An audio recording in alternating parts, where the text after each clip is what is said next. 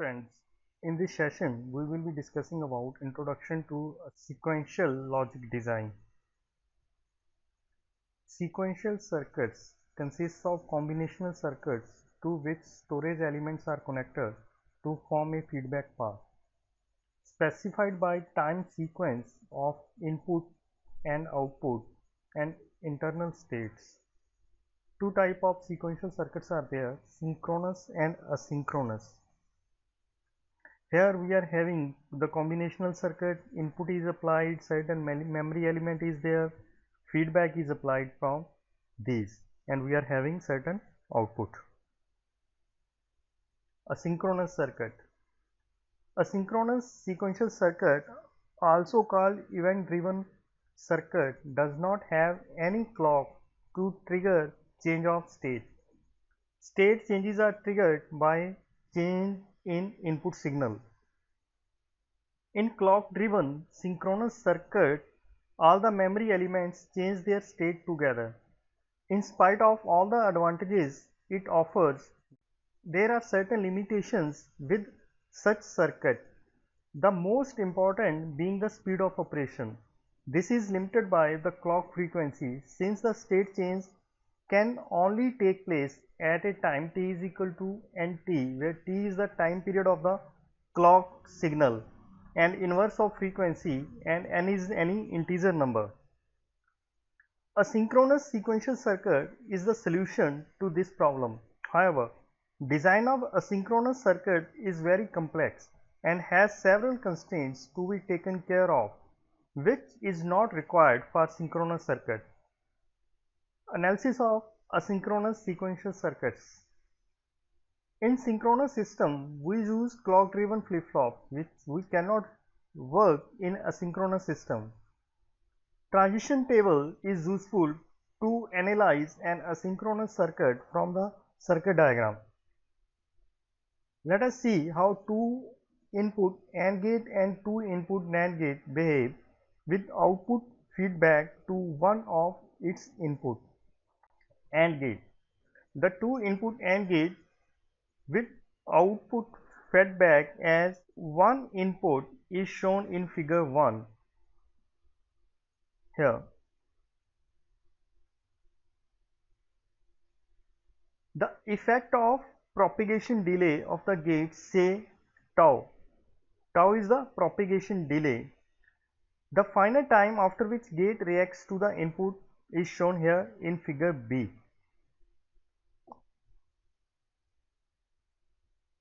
Where x is the current output and small x is the feedback output, which is t minus tau. Tau is the propagation delay. For example, if a is 0 and by any reason previous output, that is currently feedback, x is equal to 0, then x is equal to xa is equal to xa. X is 0, a is 0, the output will be 0.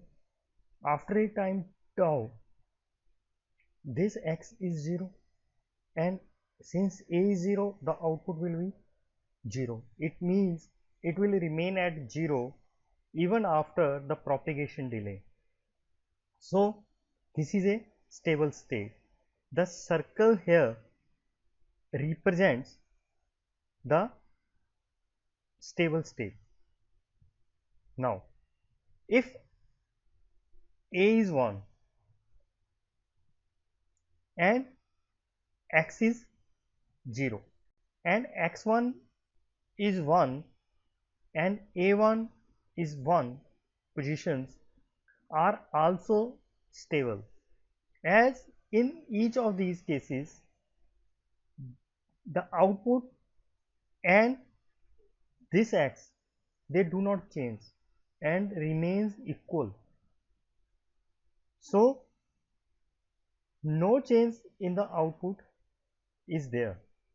Now let the circuit is at x is equal to 1, a is equal to 1, which is a stable state. Now let a become 0 Since this A becomes 0, it means the output will become 0. After a time period propagation delay of tau, this becomes 0. Since this becomes 0, the output is 0. It means now the circuit moves from the condition this to this, and this condition is a unstable condition, and this condition becomes the stable condition. So a very important observation from this discussion, which is universally true for asynchronous sequential circuits for any state, if small x is equal to capital X, then the circuit is stable. If small x feedback signal is not equal to x, it is unstable, as we have seen here. This is the x, capital X, the output. This is the feedback signal. When they are same, the output remains same. When or stable, when they are different, the output is unstable and will try to attain the stable state. In the analysis of asynchronous sequential circuit, there is an important constraint to be followed. Though there can be more than one input feeding the circuit at a time, only one input variable can change. The other input can change only when the circuit is stabilized following the previous input change. This is the constraint which we have to follow in the asynchronous sequential circuits. The two input NAND latch with propagation delay tau is shown in the figure 1 and its truth table is shown in the figure B. Here the circle values represents the stable state. As we have discussed earlier, when output is same as that of the feedback signal, it is stable state. If output is not same as that of the feedback signal, it is a unstable state, and that state tries to attain the stability. For each combination, the circuit has at least one stable state. This stable state will be the starting point of our discussion in each of the cases. Now, this x is equal to x a b. Let input changes from 0 0 to 0 1. The circuit moves from x a b is equal to 1 0 0 from this stable position to 1 0 1, this position. Now, this position or state is a unstable state. So, x a b moves to this position, which is a stable one, means x a b will be 0 0 1. Therefore, a 0 0 to 0 1 transition in AB has the output x, making the transition from 1 to 0. Input AB changes from 0 0 to 0 1. The circuit moves from 1 0 0, this position, a stable position, to XAB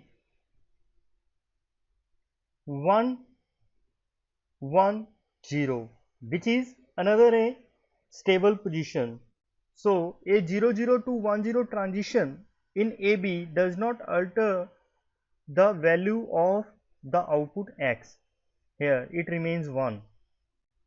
Note that AB cannot change from 0 0 to 1 1 directly, as there will be finite delay, however small it may be, between A and B to change.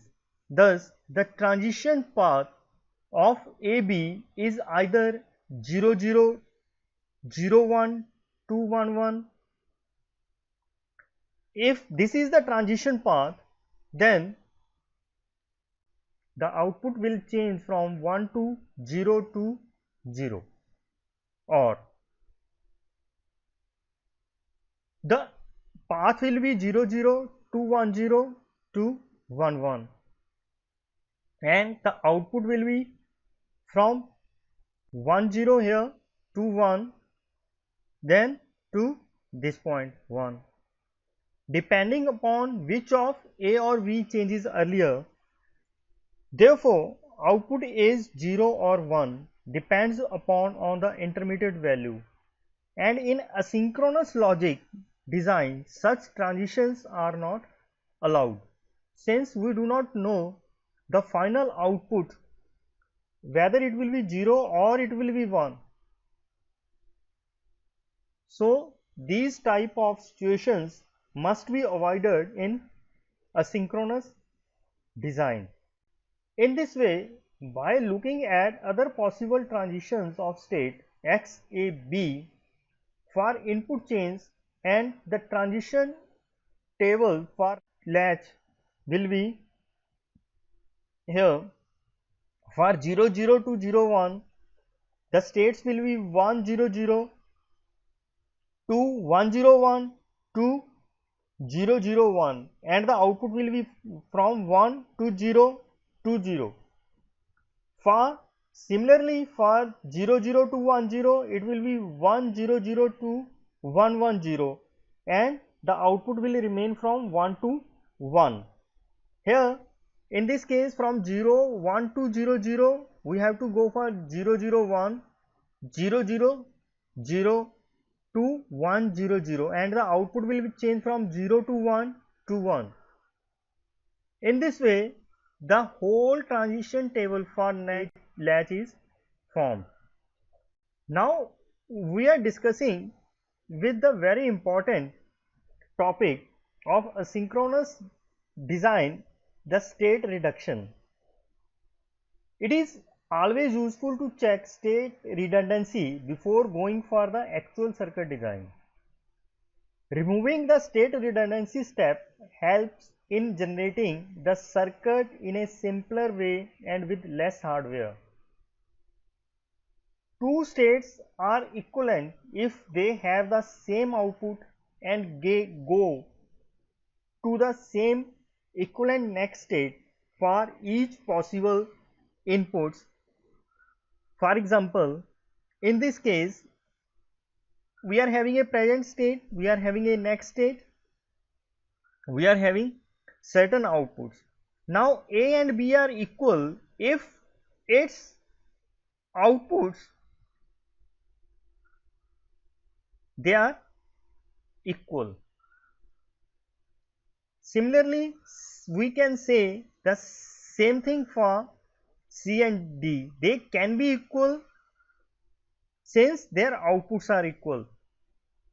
State reduction procedure is similar in both synchronous and asynchronous sequential circuits.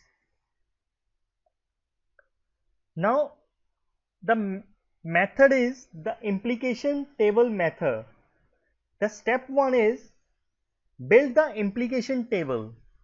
Now we are having the variables A, B, C, D, E, F and G. To make a implication table, we have to remove the first variable and take B, C, D, E, F and G variable along the vertical side, and along the horizontal side we have to write A, B, C, D, E and F, one variable less, which we are having, since we do not want to make AA, BB, CC interactions. Now for A and B, they can be equal since their outputs are same. However, their variables are different. If D is equal to E and B is equal to A, then A and B can be equal, or in other words, if D is equal to E, these two entries, they are equal. Similarly, for looking into A to C, this term, since the output is different, so they cannot be equal, we have to put the cross here. A to D, output is different, put the cross. A to E, output is different, put the cross. A to F, the output is same. Now, since B is equal to B, if C is equal to D, then they can be equal. Write down C and D, we'll see. We'll talk about this later. A to G, no, they cannot be equal since the outputs are different. Come to B. B and C, no, they cannot be equal. B, D, they cannot be equal. B, E, they cannot be equal since the outputs are different. B and F, yes, they can be equal, but we have to check the other conditions. They can be equal if B is equal to E and A is equal to B. B to G, no, they cannot be equal. C to D, they cannot be equal, put the cross. C to E, they cannot be equal, put the cross. C to F, they cannot be equal since the outputs are different, put the cross. C to G, they cannot be equal. In this way we can find out this table. Now the next step is delete the nodes with unsatisfied conditions. Now here C and D, they cannot be equal, put the cross here. Since here C to E outputs are different, they cannot be equal, put the cross here. In this way delete all the terms which are not equal. Now equal states will be D is equal to E, D and G. Since D is equal to E, these two are again same. E and G, they are again same. Since A is equal to B, if D is equal to E, replace A with B with A here and D with E here. These two becomes equal. Similarly, we are having another equivalence, D and E. D and E, they are equivalent.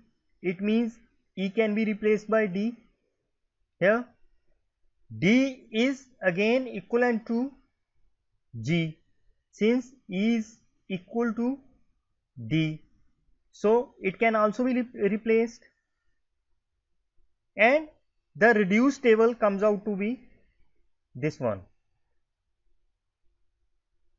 In this way we have reduced the table from 1, 2, 3, 4, 5, 6, 7 states to 1, 2, 3, 4 states. The reference for this discussion is the Digital Principle and Applications by Leach, Malvino and Saha, 7th edition, Tata McGraw Hill, New Delhi, 2011. Thank you.